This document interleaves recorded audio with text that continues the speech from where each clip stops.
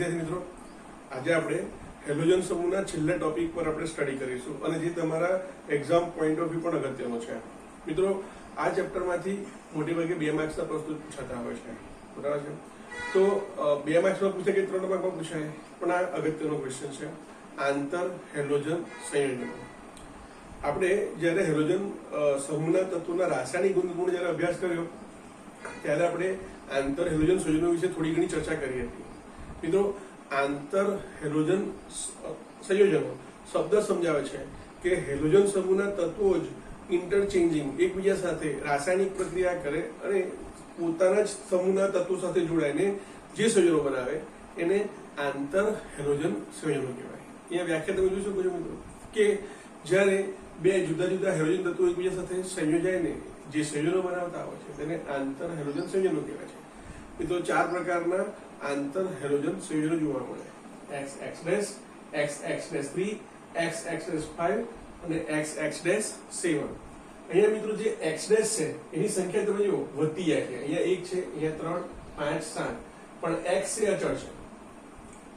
જેનો અર્થ એવો થયો કે જેની સંખ્યા વધારે છે એનું કદ કેવું હશે?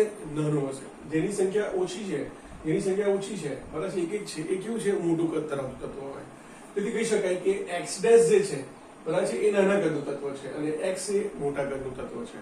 હવે નાના કદનું જો તત્વ હોય તેની વિદ્યુતતા કેવી હોય? વધારે હોય. તો એને એમ પણ કહી શકાય કે અહીંયા આ બેની સાપેક્ષમાં આ દ્વિઅંગી સંયોજનો છે મિત્રો. 2 પ્રકારના તત્વોથી બનેલા છે એટલે દ્વિઅંગી સંયોજનો છે. આંતર હેલોજન સંયોજનો કેવા હોય? દ્વિઅંગી હોય. તો આ 2 તત્વો પૈકીને જેનું કદ નાનું છે એ કેવું હોય? પ્રબળ વિદ્યુત ઋણમય તત્વ હોય. એને કારણે ઇલેક્ટ્રોનને આકર્ષણ વૃત્તિ ધરાવતું હોય. તો એ કહી શકાય કે અહીં X' એ X કરતા કેવું છે? વધુ વિદ્યુત ઋણતા ધરાવતું તત્વ છે. તો X કેવું થાય? X' ની સાપેક્ષમાં ઓછું વિદ્યુત ઋણમય તત્વ થાય, બરાબર છે. તો ઓછું વિદ્યુત ઋણમય એને શું કહેવાય? વધુ વિદ્યુત ધનમય તત્વ છે. સારું, તો હવે શું કહે છે? મારે રીતે જોડવા છે તો એ તો જો X' ની સંખ્યા વધતી જાય છે, બરાબર છે. પણ અહીંયા તત્વો કેટલા છે? 4: ફ્લોરિન, બ્રોમિન અને આયોડિન. પણ અહીંયા બધા તત્વો વચ્ચે પ્રક્રિયા થઈને આવા સાથે પ્રકાશ બને નહીં. તો એનો અર્થ શું થયો કે મોટા કદનું જે તત્વ છે અને નાના કદનું જે તત્વ છે એમની પરમાણુની ત્રિજ્યા, એમના કદનો જ્યારે ગુણોત્તર લેવામાં આવે તો એ ગુણોત્તરની સંખ્યા જો વધે તો મોટા કદની આજુબાજુ જોડાતા નાના કદના X' ની સંખ્યા કેવી થાય? વધે. હવે આપણને ખબર છે કે ફ્લોરિન છે, બરાબર છે, એનું કદ નાનું છે, ક્લોરીનનું કદ મોટું છે, બ્રોમિનનું કદ ઓર મોટું છે અને આયોડિનનું કદ તો ઓર મોટું છે. ફ્લોરિન, ક્લોરીન, બ્રોમિન અને આયોડિન. તો હું આયોડિનની ત્રિજ્યા લઉં અને ફ્લોરિનની ત્રિજ્યા લઉં તો અહીંયા મને ગુણોત્તર કેવો મળશે? મેક્સિમમ મળશે મિત્રો. તો આ રીતે તમે જ્યારે મોટા કદ અને નાના કદના તત્વોનો તમે ગુણોત્તર લો છો ત્યારે જે મહત્તમ સંખ્યા, જેમ સંખ્યા વધતી જાય તેમ X' ની સંખ્યા કેવી થતી જાય? વધતી જાય. તો અહીંયા તમે જુઓ આયોડિન અને ફ્લોરિનમાં આયોડિન સૌથી વધારે, ફ્લોરિન સૌથી ઓછું છે. તો જ્યારે બંનેની ત્રિજ્યા તમે જ્યારે ગુણોત્તર લો છો ત્યારે મહત્તમ મળે છે અને એને કારણે I સાથે તો કે 7 ફ્લોરિન જોડાઈને X'7 પ્રકારનું સંયોજન બનાવે છે. એના પછી વાત કરીએ બનાવટની. તમે કોઈ બી 2 તત્વો લો અને પ્રક્રિયા કરો, બરાબર છે. હા, અહીંયા કોઈ પણ તત્વો નહીં ચાલે કારણ કે અમુક તત્વો પ્રક્રિયા કરીને એકબીજા સાથે આંતર હેલોજન સંયોજનો બનાવતા નથી, બરાબર છે. તો આપણે કેટલાક તમે 2 કે 3 લખતો પણ ચાલશે. અહીંયા આપણે બુકમાં આપેલા છે પ્રમાણે 6 લખી નાખ્યા છે અત્યારે, બરાબર છે. પણ જરૂર નથી કે બુકમાં આપે છે તે જ લખો તમે, બરાબર છે. પણ સામાન્ય રીતે શું કરો? ફ્લોરિન, ક્લોરીન અને બ્રોમિનથી બનાવો અને આયોડિન સાથે ક્લોરીન તો ચાલશે. તો Cl2 + F2 એટલે 2 Cl, અહીંયા 2 લખી દીધું. Cl2 + 3F2 2Cl3. આને જાતે બનાવી લખી દો, ચાલશે. હવે આ જે પોર્શન છે એની અંદર કયા પ્રકારના હેલોજન તત્વો પ્રક્રિયા કરીને કયા પ્રકારના કેટલા સંયોજનો બનાવે છે તેની ચર્ચા આપણે કરીશું. એક્ઝામ તમારે સીધું સીધું લખી નાખવાનું છે, બરાબર છે. અહીંયા જો તમે ફ્લોરિનનું રિએક્શન કેવું છે? રિએક્ટિવ કેવું છે? વધારે રિએક્ટિવ છે. અને આયોડિન કેવો રિએક્ટિવ છે? ઓછો રિએક્ટિવ છે. તો આપણને હેલોજન સમૂહના તત્વોના રિએક્ટિવિટીનો ઓર્ડર આપણને ખબર છે. ફ્લોરિન સૌથી વધારે રિએક્ટિવ, સક્રિય, પછી ક્લોરીન, પછી બ્રોમિન અને સૌથી ઓછું સક્રિય આયોડિન. તો ફ્લોરિનનું કદ કેવું છે? નાનું છે. એટલે ક્લોરીન સાથે પ્રક્રિયા કરે તો શું બનાવશે? ClF બનાવશે. તો ઉપરથી લખીએ ClF બનાવશે. ફ્લોરિન બ્રોમિન સાથે પ્રક્રિયા કરશે તો શું બનાવશે? બ્રોમિન ફ્લોરાઇડ બનાવશે. ફ્લોરિન આયોડિન સાથે પ્રક્રિયા કરશે તો આયોડિન ફ્લોરાઇડ બનશે. ક્લોરીનની વાત કરીએ, ક્લોરીન બ્રોમિન સાથે જોડાય તો બ્રોમિનનું કદ વધારે છે એટલે એ આગળ લખવાનું, અને જેનું કદ ઓછું છે એને આપણે પાછળ લખીશું BrC. ક્લોરીન આયોડિન સાથે પ્રક્રિયા કરે તો આયોડિન ક્લોરાઇડ. એ જ પ્રકારે બ્રોમિન જો આયોડિન સાથે પ્રક્રિયા કરે તો આયોડિન પહેલા અને બ્રોમિન પછી. બરાબર છે. હવે એક્સ થી જ્યાં લખવાના છે ત્યારે તમે સીધું જ લખી નાખો. ClF છે તો અહીંયા શું બની જાય? ClF3. ક્યારે બને? એક્સેસ વધારે પ્રમાણમાં ફ્લોરિન હશે ત્યારે. BrF છે એના પરથી શું બનશે? BrF3 બનશે. IF પરથી શું બનશે? IF3 બનશે. BrCl નો ગુણોત્તર ત્રિજ્યાનો બહુ ઓછો હોય છે પછી એટલે BrCl3 બનતો નથી, પણ ICl3 હા તો કે બને છે. IBr3 તો કે પણ બનતો નથી. એક્સ એક્સેસ ફાઈલની વાત કરીએ તો અહીંયા એક પણ પ્રકારના તો કે આ ત્રણમાંથી એક પણ બનાવશે નહીં, બાકીના ઉપર ત્રણ બનાવશે. ClF5, BrF5 અને IF5. XX-7 તો કે અહીંયા XX-7 ફક્ત એક જ બનાવશે. કોણ? IF7 જે રંગવિહીન વાયુ છે. મિત્રો હવે આપણે જરૂર નથી એટલે કાઢી નાખીએ.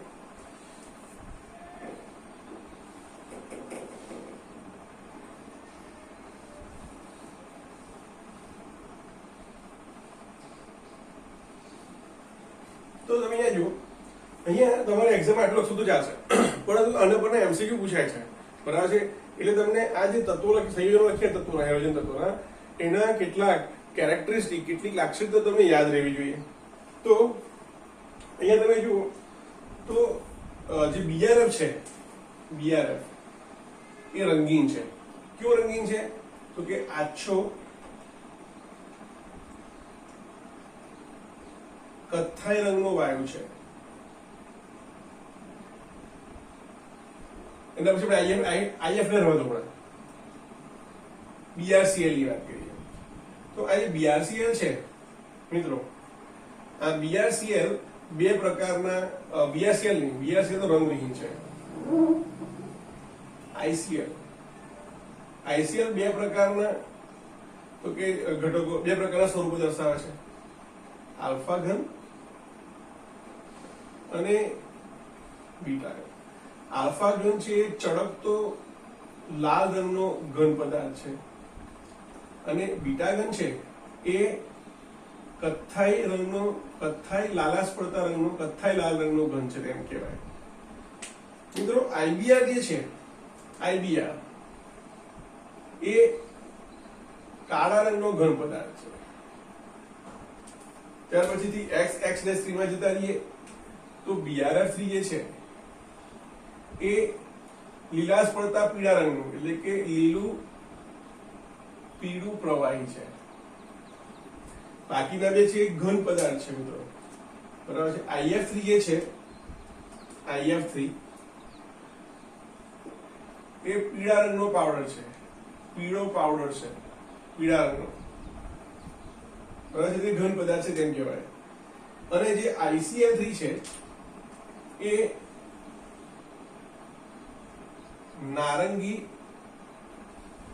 લાલ રંગનો પદાર્થ છે, નારંગી લાલ ઘન પદાર્થ છે. બાકીના બધા કલરલેસ છે. બરાબર છે. સારું. પ્રવાહી છે, વાયુ સ્વરૂપમાં જોવા મળે છે. સારું. હવે અહીંયા એક રહી ગયો આપણે IF. IF જે છે મિત્રો, આ IF બરાબર છે, એને ફક્ત સ્પેક્ટ્રોમીટર વડે જ એને તમે જોઈ શકો છો. મીન્સ કે એનું અનુમાપન કરી શું કહેવાય એને એનું અસ્તિત્વ નક્કી કરી શકો છો IF નું. બરાબર છે. સારું. બાકી IF માં કન્વર્ટ થઈ જતો હોય છે. ભૌતિક ગુણધર્મોની વાત કરીએ આપણે તો મિત્રો આ સંયોજનો કેવા છે? સહસંયોજક સ્વભાવ ધરાવે છે અને સહસંયોજક સ્વભાવ ધરાવે છે અને બધા જ પ્રતિચુંબકીય ગુણ ધરાવે છે. સહસંયોજક છે અને પ્રતિચુંબકીય ગુણ ધરાવે છે. મિત્રો મોટાભાગના ઘન અને પ્રવાહી સ્વરૂપમાં જોવા મળે છે અને બધા જ કેવા છે બાષ્પશીલ પ્રકારના સંયોજનો છે. મોટાભાગના સંયોજનો કેવા છે? બાષ્પશીલ ઘન અથવા પ્રવાહી સ્વરૂપમાં જોવા મળે છે. મિત્રો આ બધા સંયોજનો તો કે પોતાના સમૂહના તત્વો સાથે જોડાયેલા છે. આપણે એવું જોઈ ગયા કે આ સમૂહના તત્વોના ભૌતિક ગુણધર્મોમાં વધુ સામ્યતા જોવા મળે છે. તો એનો અર્થ એવો હતો કે આ સમૂહના તત્વોથી બનતા જે સંયોજનો છે, હેલોજન સમૂહના તત્વોથી બનતા સંયોજનોના આંતર હેલોજન સંયોજનોના ભૌતિક ગુણધર્મો કેવા જોવા મળે છે? લગભગ એક સરખા જોવા મળે છે. બરાબર છે. પરંતુ અને સી કેવા જોવા મળે છે? હેલોજન સમૂહના તત્વોને અનુલક્ષીને જોવા મળે છે. પરંતુ તો કે ગલન બિંદુ અને ઉત્કલન બિંદુ જયારે વાત કરતા હોઈએ તો એની અંદર તો કે ગલન બિંદુ અને ઉત્કલન બિંદુ સહેજ કેવા જોવા મળે છે? ઊંચા જોવા મળે છે. એનો અર્થ એવો થયો કે સપોઝ આપણે અહીંયા લખીએ કે ધારો કે મારી પાસે ClF છે અને F2 અને Cl2 છે. તો F2 અને Cl2 કરતા આનું જે ગલનબિંદુ ઉત્કલન છે એ થોડું ઊંચું જોવા મળે છે, વધારે જોવા મળે છે. નાના કદની સાપેક્ષમાં વધારે જોવા મળશે અને મોટા કદની સાપેક્ષમાં ઊંચું જોવા મળશે. સારું. કેમ? એના ગુણ એના અણુભારમાં ચેન્જીસ થશે ને. ફ્લોરિન હોય ને ફ્લોરિન હોય તો અણુભાર વધી જશે. સારું. રાસાયણિક ગુણધર્મોની વાત કરીએ મિત્રો તો શું કહે છે? આંતર હેલોજન સંયોજનોની અંદર X બંધ જોવા મળે છે. X બંધ જોવા મળે છે. બરાબર. ધારો કે અહીંયા FCl છે અને અહીંયા ધારો કે F2 છે. બરાબર છે. તો અહીંયા X2 ની અંદર XX બંધ જોવા મળે. તો સામાન્ય રીતે XX બંધ છે એ XX બંધ કરતા કેવો હોય છે? સક્રિય હોય છે, એટલે કે સહેલાઈથી તૂટી જતો હોય છે. એ સમાન પ્રકારના હોય તો બંધ વધારે મજબૂત બને. બે અસમાન પ્રકારના પરમાણુ જોડાય છે તો અહીંયા સહસંયોજક બંધ જોડાય છે. બરાબર છે. અને એના પરિણામે તો કે બંધ સરળતાથી તૂટી જતો હોય છે. તો એને પરિણામે એમ કહી શકાય કે આ જે સંયોજનો છે એમાં ફ્લોરિન પ્રકારના છે પ્રબળ ફ્લોરિનેટિંગ એજન્ટ તરીકે વર્તે. બધા નહીં પરંતુ ફ્લોરિન પ્રકારના જે સંયોજનો છે, બરાબર છે, ફ્લોરિન પ્રકારના એ ફ્લોરિનેટિંગ એજન્ટ તરીકે વર્તે છે તેમ કહેવાય. તો તમને આવો પ્રશ્ન પૂછે કે ધારો કે BrCl છે, BrCl છે એ Br2 કરતા બરાબર છે વધુ સક્રિય છે. શા માટે? કારણ કે Br2 ની અંદર Br બંધ છે એ વધારે થાય છે BrCl કરતા. પરિણામે BrCl છે એ પ્રમાણમાં વધુ સક્રિય જોવા મળે છે. સહેલાઈથી પ્રક્રિયા કરે છે ઓછો સ્ટેબલ હોવાને કારણે Cl2 ની સાપેક્ષમાં. સારું. છેલ્લો પ્રશ્ન, છેલ્લો ટોપિક તમે કદાચ નહીં દેખાતો અહીંયા તો હું અહીંયા ફરીથી કોઈ લખું ધ્યાન રાખજો.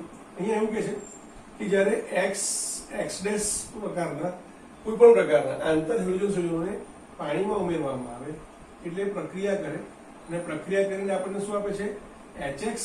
HX' અને HOX પ્રકારના સંયોજનો આપે છે. મિત્રો આ અહીંયા મુદ્દો ખાસ યાદ રાખજો. XX' છે દાખલા તરીકે તો અહીંયા X વધારે વિદ્યુત છે માટે -1 અને X કયો છે? +1 છે. તો આ X' અહીંયા પાણીમાં શું છે? H+ આયન છે અને OH- આયન છે. તો H+ અને X' જોડી જશે કારણ કે X' -1 છે એટલે HX' બની ગયો અને પેલો OH છે એ X સાથે જોડાયો HOX બની ગયો. બરાબર છે. તો યાદ રાખો કે આંતર હેલોજન સંયોજનોને જ્યારે પાણીમાં ઉમેરવામાં આવે ત્યારે નાના કદનું જે X' છે એ HX માં હાઇડ્રોજન હેલાઇડમાં ફેરવાય છે અને જે મોટા કદનું છે એ તો કે અનુક્રમે જો X' હશે તો એ હાઇપોક્લોરસ એસિડ બનાવશે. X3 હશે તો એ હેલાઇડ આયન બનાવશે, હાઇપોહેલાઇડ આયન બનાવશે. X5 હશે તો હેલાઇડ આયન બનાવશે, એટલે કે હેલસ એસિડ બનાવશે. અને જો X7 હશે તો તે વખતે આપણને પર હેલાઇડ પ્રકારનો આયન મળશે. બરાબર છે. હું અહીંયા સમજાવી દઉં છું, ધ્યાન આપો. ખાલી યાદ રાખો કે પાણી સાથે પ્રક્રિયા કરે છે ત્યારે જે નાના કદનો X' છે HX' માં ફેરવાય છે, બાકીનું પેલી બાજુ જોઈ લેવાનું. બરાબર છે. આપણે ઉદાહરણના સંદર્ભમાં ભણીએ આપણે. તો ધારો કે મારી પાસે IF છે, બરાબર છે, અને હું પાણીમાં નાખું છું તો શું થશે? નાના કદનો છે એ H+ સાથે જોડાશે. બરાબર છે. તો શું બનાવશે? HF બનાવશે અને HOH એ I સાથે જોડાશે એટલે અહીંયા આપણે શું આવશે? HIO આપશે. આ રીતે. તો HIO અથવા HOI એને આપણે શું કહીએ છીએ? પરહેલિક એસિડ કહીએ છીએ. આ શું બનશે? પરહેલિક એસિડ બનશે. ધ્યાન રાખો. હવે ધારો કે મારી પાસે IF3 છે અને હું પાણીમાં લઈને ઉમેરું છું તો શું થશે? જોવું અહીંયા તો કે અહીંયા જે H+ છે એ F સાથે જોડાશે એટલે અહીંયા HF આપશે અને અહીંયા HiO2 મળશે. કેવી રીતે? 3F છે તો અહીંયા 3H2 કરવા પડશે તો 3H અને 3F 3HF બની ગયા. બરાબર છે. તો અહીંયા તમે જુઓ 3HF બની ગયા, 3H2 3H2 લખવાની જરૂર નથી અહીંયા, કેમ 3H છે ને તો એ 2 લખી દીધું નહીં ચાલે, 2 દુ 4 તો એક H થઈ ગયું, બરાબર છે. તો આ રીતે IF3 એટલે XX3 પ્રકારના છે તો આપણને HX મળશે અને HXO2 મળશે, બરાબર છે. હવે અહીંયા હું ધારો કે IF અહીંયા 5 કરી દઉં તો IF5 કરું તો અહીંયા મારે 5HF લખવા પડે, તો અહીંયા મારે 5H2 કરવા પડે, તો અહીંયા શું મળશે મને ઓક્સિજન કેટલા રહે અહીં ગાડી 5 હતા ઓક્સિજન, બરાબર. 5 અહીંયા લખવાની જરૂર નહીં, ફરી એક ભૂલ ના કરશો, અહીંયા 5H અને 1H, બરાબર છે. તો 6H થઈ ગયા, બાકી રહ્યો I તો HI. ઓક્સિજન કેટલા છે અહીંયા ગાડી તમે જુઓ, અહીંયા ટોટલ 6H છે ને તો અહીંયા 3H2 કરી દઉં તો અહીંયા HiO2 બની જશે, HiO3 બનશે, 3 ઓક્સિજન છે એટલા માટે, બરાબર છે. IF3 છે, હવે એની જગ્યાએ હું IF7 કરી દઉં તો અહીંયા મારે શું કરવું પડે 7HF કરવું પડે, 7H અને 1H 8H થઈ ગયા, તો અહીંયા હું શું કરી દઉં 4H કરી દઉં, અહીંયા સુધી જશે HiO4 થઈ જશે. ટૂંકમાં એવું યાદ રાખો કે જ્યારે આંતરહૃદય સંયોજનો પાણીની અંદર ઉમેરવામાં આવે છે તો જળવિભાજનની પ્રક્રિયા થાય છે અને તેમાં જે નાના કદનો એક્સડેસ છે, જે નાના કદનો એ હાઇડ્રોજન હેલાઇડમાં ફેરવાય છે, બરાબર છે. અને અથવા એને શું કહીશું આપણે હાઇડ્રોહેલિક એસિડ કહી શકાય, બરાબર છે. અથવા જે અને અથવા નહીં પણ અને જે એક્સડેસ જે એક્સ પ્રકારનો મોટા કદનો છે જો એ એક્સડેસ હશે તો શું બનાવશે પર હાઇપોહેલસ એસિડ બનાવશે, જો એ એક્સડેસ હશે તો શું બનાવશે તો કે હેલાઇડાઇન બનાવશે, હાઇપોહેલાઇડાઇન બનાવશે, બરાબર છે. હેલાઇડાઇન, હાઇપો નહીં હેલાઇડાઇન, હાઇપોહેલસ, હેલસ, હેલિક અને પરહેલિક, બરાબર છે. અને જો એક્સડેસ પ્રકારનો છે તો હેલિક એસિડ બનાવશે અને જો એ એક્સડેસ7 પ્રકારનો હશે તો એ પરહેલિક એસિડ બનાવશે. મિત્રો તો આ તમારા માટે અગત્યનો પ્રશ્ન છે. હવે આપણે ઉપયોગોની વાત કરીશું.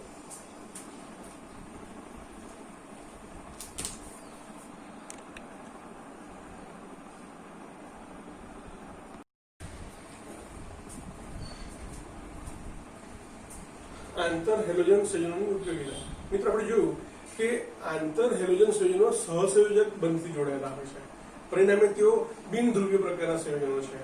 અને આમાં જે પ્રવાહી પ્રકારના જે સંયોજનો છે તે જ્યારે કોઈ એવા સંયોજનોને આપણે દ્રાવ્ય કરવા હોય કે જે પોતે અધ્રુવીય પ્રકારના છે તો આવા અધ્રુવીય પ્રકારના સંયોજનોને દ્રાવ્ય કરવા માટે તે પ્રવાહી દ્રાવક તરીકે વપરાય છે. ઉપરાંત મિત્રો આંતર હેલોજન સંયોજનની અંદર જે ફ્લોરાઇડ પ્રકારના સંયોજનો છે, બરાબર છે, તે સહેલાઈથી પોતાના બંધનું વિઘટન કરે છે. આપણે આગળ ભૌતિક ગુણધર્મમાં જોયું કે એક્સ બંધ છે એ પ્રમાણમાં ઓછો સ્થાયી છે એક્સ કરતા. તો એનો અર્થ એવો થયો કે ફ્લોરાઇડ પ્રકારના આંતરહૃદય સંયોજનો છે એ બીજાનું ફ્લોરિનેશન કરવા માટે ફ્લોરિનેટિંગ એજન્ટ તરીકે વપરાય છે. દાખલા તરીકે આપણે જાણીએ છીએ કે યુરેનિયમ જે છે એમાં યુરેનિયમના 3 સમસ્થાનિકો, એમાં જે યુરેનિયમ 235 છે, બરાબર છે, એ કેવું છે તો કે એ રેડિયો એક્ટિવ છે, રેડિયો સક્રિય છે. તો એને અલગ કરવા માટે આપણે યુરેનિયમને બાષ્પશીલ સંયોજનમાં ફેરવવામાં આવે છે. બાષ્પ સંયોજનમાં ફેરવવામાં આવે તો યુરેનિયમ હેક્સાફ્લોરાઇડ બનાવવામાં આવે છે. અને આ UF6 બરાબર છે, એમાં બધા સમઘટકો યુરેનિયમના છે, એના અલગ અલગ સંયોજનો UF6 પ્રકારના બન્યા. ગ્રેહામના વાયુ પ્રસરણનો નિયમ આપણે ધોરણ 11માં ભણી ગયા અને એને આધારે પ્રસરણને આધારે એમને અલગ કરવામાં આવે છે. તો યુરેનિયમમાંથી યુરેનિયમ 235 નું નિષ્કર્ષણ કરવા માટે યુરેનિયમ હેક્સાફ્લોરાઇડ બનાવવામાં આવે છે. તો આ ફ્લોરિનેટિંગ પ્રક્રિયા માટે આપણે તો કે CrF3 અને Br3 નો ઉપયોગ યુરેનિયમ હેક્સાફ્લોરાઇડ બનાવવા માટે કરવામાં આવે છે. એના પછીથી આપણે વાત કરીએ તો મિત્રો આ જે સંયોજનો છે, બરાબર છે, આંતરહૃદય પ્રકારના આ સંયોજનોના બંધારણ તમે VS-EPS સિદ્ધાંત અને વેલેન્સ બોન્ડ થિયરીના આધારે સમજાવી શકો છો. હવેનો જે પોર્શન છે, બરાબર છે, એ તમારે સમજવાનો છે. MCQ એના પરથી પૂછાતા હોય છે એટલા માટે તમારે એને એક્ઝામમાં તમારે લખવાનું હોતું નથી. આપણે વેસ્પર થિયરી અને વેલેન્સ બોન્ડ થિયરી બંનેનો ઉપયોગ કરીને આપણે સમજવા પ્રયત્ન કરીએ. તો આપણે એક્ઝામ્પલ લઈએ આયોડિનનું. આપણે આયોડિનના જ બધા હેલાઇડ સમજાવી દઈએ. શા માટે? કારણ કે એ 4 પ્રકારના સંયોજનો બનાવે છે. તો શરૂઆત કરીએ આપણે IF થી. IF પ્રકારનો સંયોજન લઈએ. તો અહીંયા શું આવે? આયોડિન આવે. પરમાણુ ક્રમાંક કેટલાનો? 53, બરાબર છે. તો અહીંયા આવશે શું તો કે 4D10 PS2 5S2 5PX1 5PY1 5PZ1 5PX2 5PY2, બરાબર છે.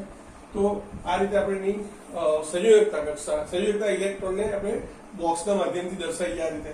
હવે તમે જુઓ IF ની અંદર મારે ફ્લોરિનને જોડવાનું છે. તો ફ્લોરિન ઇલેક્ટ્રોનતા શું છે? ફ્લોરિન ઇલેક્ટ્રોનતા 9, બરાબર છે. હિલિયમ કોર કમ્પ્લીટ, એના પછી શું આવે 2s2 2px2 2py2 અને 2pz1. એટલે આનું પણ બોક્સ બનાવીએ આ રીતે દાખલા તરીકે. તો આને એક જ ઇલેક્ટ્રોનની જરૂર છે અને એક ઇલેક્ટ્રોનની જરૂર છે, બરાબર છે. તો સીધા જ જોડી શકે. તો અહીંયા સંકરણ કેવું થશે તો કે આયોડિન જે છે, બરાબર છે, એની અંદર જે 5s છે એમાં 2 ઇલેક્ટ્રોન, 5px માં 2 ઇલેક્ટ્રોન, 5py માં 2 ઇલેક્ટ્રોન, 5pz માં 1 ઇલેક્ટ્રોન છે. એટલે એ સંકરણ કેવું થશે તો કે એક અયુગ્મિત ઇલેક્ટ્રોન જોઈએ છે ત્યાં સુધી મારે બધી જ કક્ષકોનું સંકરણ કરવું પડે. તો સપોઝ અહીંયા આપણે સંકરણ કરીએ, આ પ્રકારનું સંકરણ કરીએ, બરાબર છે. કયું સંકરણ થશે અહીંયા તો કે sp3 સંકરણ થશે. sp3 સંકરણ થશે જેમાં જે ફ્લોરિન છે, બરાબર છે, એ એની સાથે જોડાશે. તો આપણે ત્યાં દર્શાવીશું. તો તમે જુઓ, આ આપણો આયોડિન છે, આની પહેલી કક્ષક, બીજી સંકૃત કક્ષક, ચોથી સંકૃત કક્ષક અને આ ધારો કે ત્રીજી સંકૃત કક્ષક છે. આ 4 સંકૃત કક્ષકો પૈકી જે 3 છે એ લોન પેર ધરાવે છે. એક 5s, 5px અને 5py.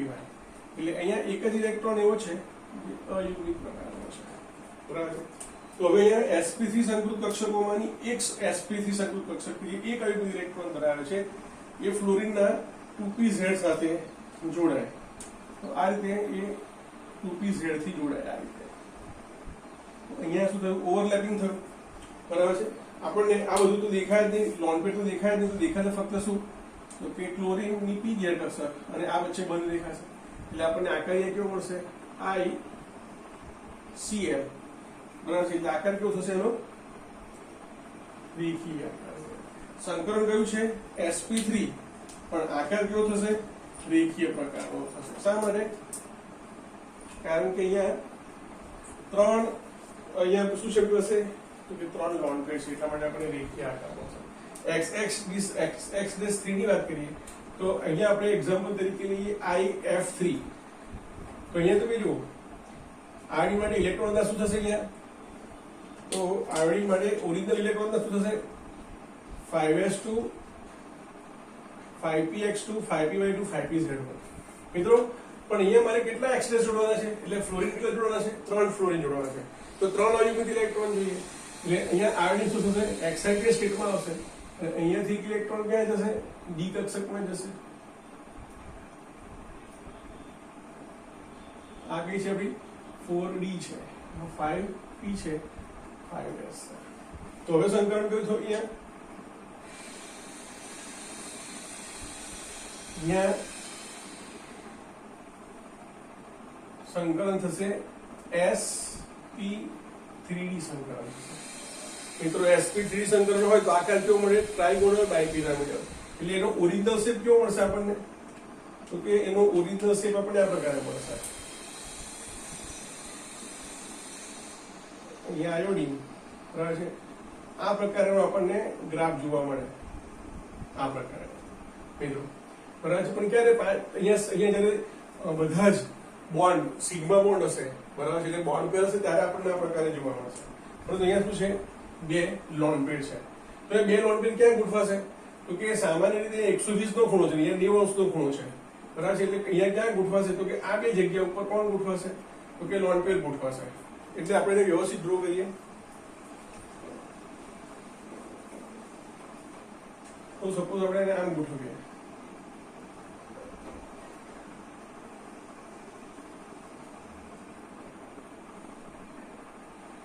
આ પ્રકારે. ધારો કે અહીંયા કોણ છે, આયોડિન છે, બરાબર છે.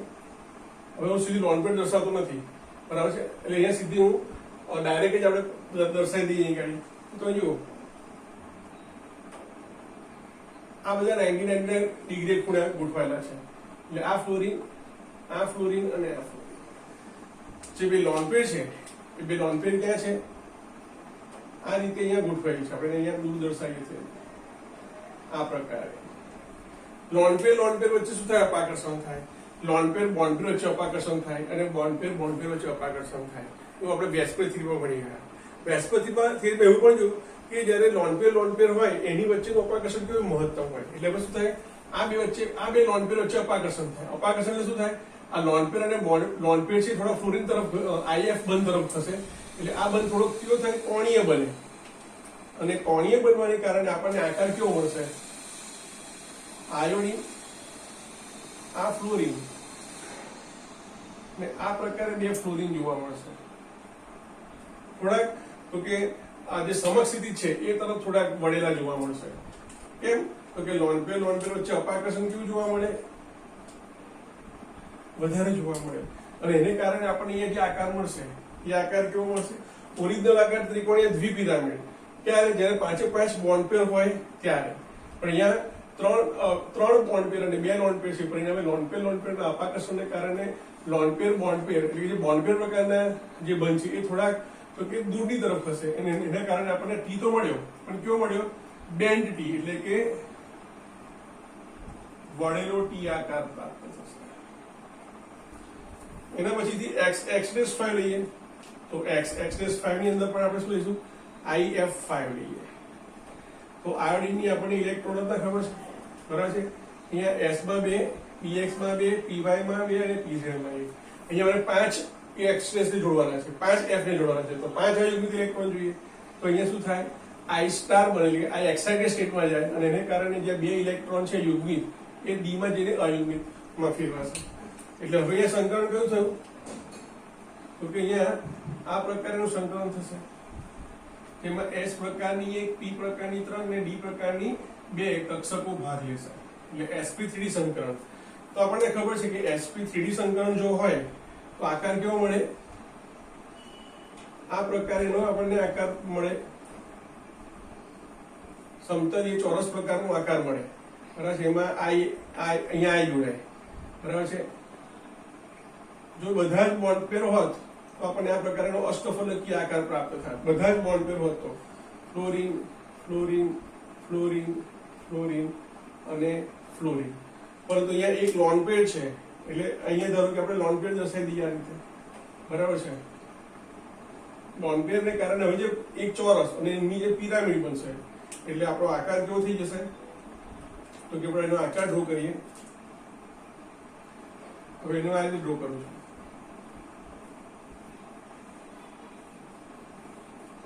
આ પ્રકારે આ I એની સાથેના 4 F, ધારો કે આ 5મો F છે. બરાબર છે. તેથી અહીંયા એક તરફ પિરામિડલ બનશે. અહીંયા ઉપર તો શું છે, લોન પેર છે. બરાબર છે. અહીંયા ઉપર તો શું છે, લોન પેર છે. એટલે એ તો આપણે દેખાય નહીં. તો આપણો આકાર કેવો થશે, ચોરસ પિરામિડલ આકાર થશે.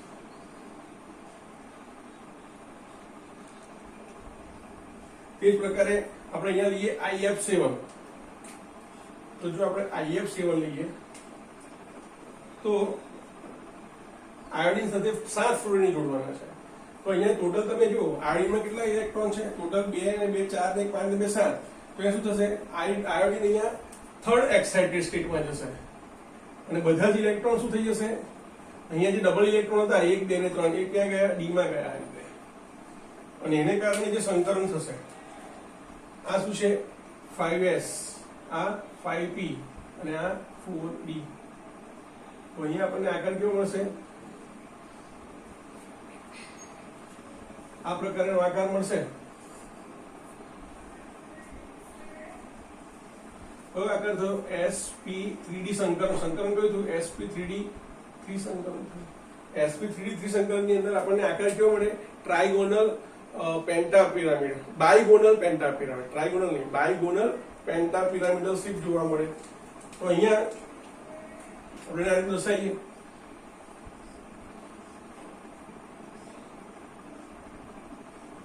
બરાબર છે. આ એક સમક્ષિતિ છે. આ બધા બરાબર છે. આ આયોડિન છે. બરાબર છે. આ બધા સમક્ષિતિ છે. બરાબર. થોડુંક એને આમ દર્શાવીએ આ પ્રકારે.